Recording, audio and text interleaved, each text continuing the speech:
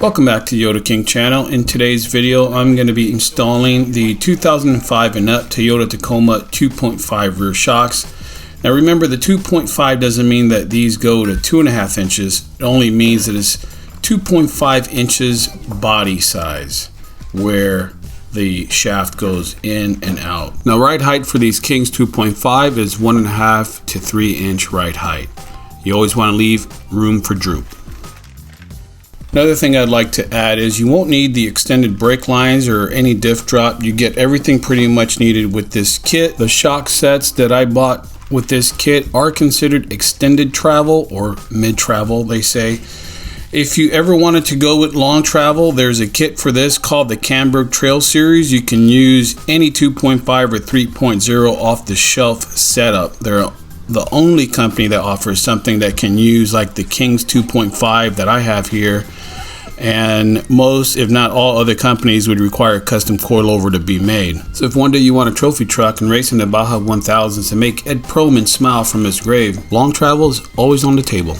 I'll make sure to leave a link to all of this in the description below. And without further ado, let's get to it. With the vehicle on level ground, make sure you chock the tires. I'm going to do all 4 shocks, but for the sake of this video, all you're going to see is the rear shocks. Using a floor jack, raise the rear end and support the frame rails with jack stands for safety. Remove tires. With a 17mm wrench, remove nut and bolt from lower mount and remove nut from upper mount.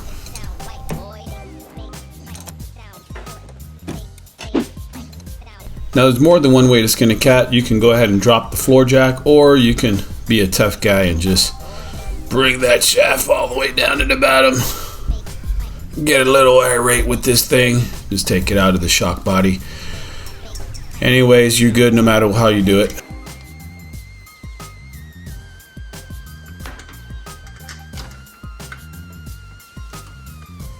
Next step, on the driver's side of the truck, I'm going to remove these 3 bolts that are holding the brake line bracket to the frame, and it's going to take a little gymnastics to get these little things out. Unless you got tiny carny hands, it's going to be a little mission. So if you got kids, this would be a good time to use them. Then I'm going to install this this bracket that's going to hold the reservoir of my shocks in place. And look at how the top side is a shorter curve than the bottom side. Now again, this is going to take some gymnastics, and with an 8mm wrench, I'm going to go ahead and start to tighten this up. Now this left side bolt is giving me issues because it's TIT to get in there, so I'm going to use a set of channies and go under and over of that frame, and I'm going to drop that in the hole. You know, you just got to think outside of the box and do whatever works for you. Grab every tool that you have in your box, see what can make things easier for you. You got to remember, when they build these trucks, you know, none of this is in their way. Everything is just bare, you know, so it's easy for them to get to, but they do leave a little room for you to get in there, and if you can take it off and do some maintenance. Now it's time to install my shock, so I'm going to start by removing the nut and a 1/2 inch washer, and I'm going to put it somewhere where I can get to it nice and swift. Then I'm going to remove the blue retainer and the upper rubber bushing. Now this black bushings, they're like together.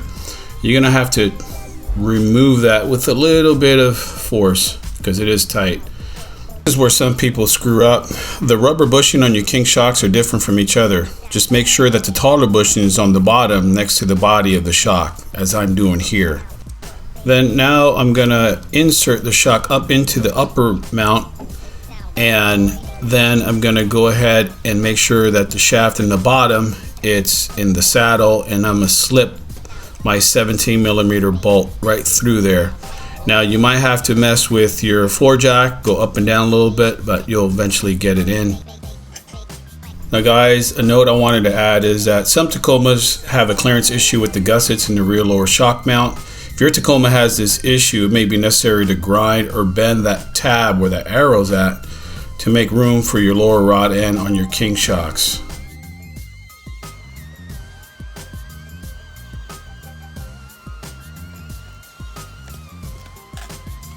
So next I'm going to place the upper bushing on the mounting stud, following by the blue retaining washer and then the 1/2-inch washer. I'm going to be just a little shy of my threading, so I'm going to come up with my floor jack a little bit until that threading peaks out.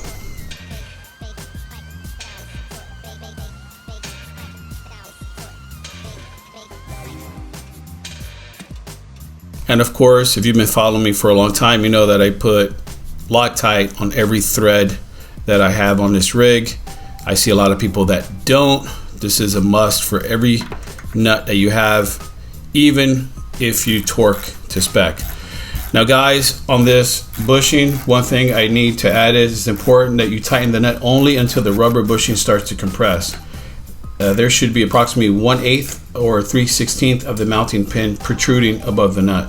Do not over tighten the nut.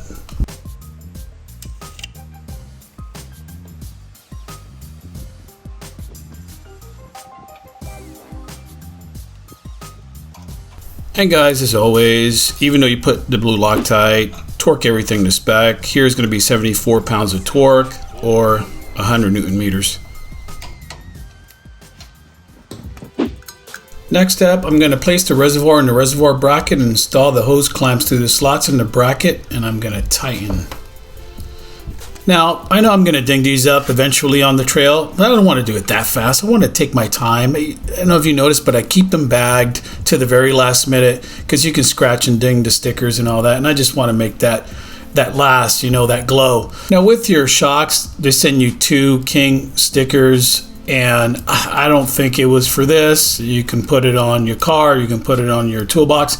I just said I'm going to put it on my shock body. I wish I would have put it higher, because when I install my 35-inch tires, you can't really see it, or even flip that sticker around where you can read it going from top to bottom. There's a few things I wish I would have done different, but what do? You know, it's my first King shocks I'm installing.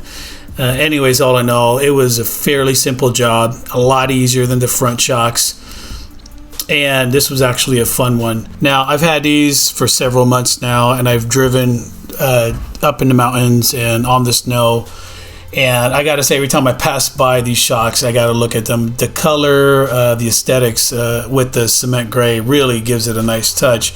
But what I love the most about the King shocks is their adjustability. They're easy to use with the dampening settings. That red button, you just twist it a few times. You can fine-tune your ride to suit your driving style and terrain preferences. And whether you're tackling steep inclines or navigating tight corners, these shocks, they adapt effortlessly to deliver optimal performance every time. Now finally, I'm going to show you how to install the reservoir bracket on the passenger side. This one is a lot easier. I wouldn't say very easy, I was about to say that, but it's way easier than the driver's side. They provide 2 8mm bolts and 2 8mm nuts, and then you just use the existing holes in the frame, and bada bing bada boom, you're done. Now you have your shocks in the rear, hopefully you got your shocks in the front, and you're ready to go off-roading. I've had this rig since 2018, brand new off the lot, and the monthly payments wasn't cheap. Then you start adding mods. This stuff is expensive.